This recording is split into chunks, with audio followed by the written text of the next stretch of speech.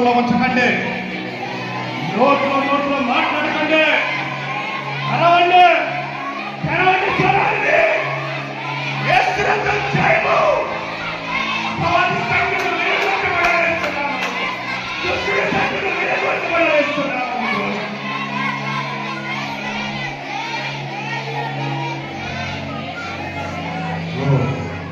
యేసు నామములో ఈ రోజు ఏ కుటుంబం అయితే భర్తకి భార్యకి సమాధానం లేకుండా ఉంటున్నారో, పిల్లలకి తల్లిదండ్రులకు సమాధానం లేకుంటున్నారో, అనేక మంది ఇదే అవసరతలుగా తెలియజే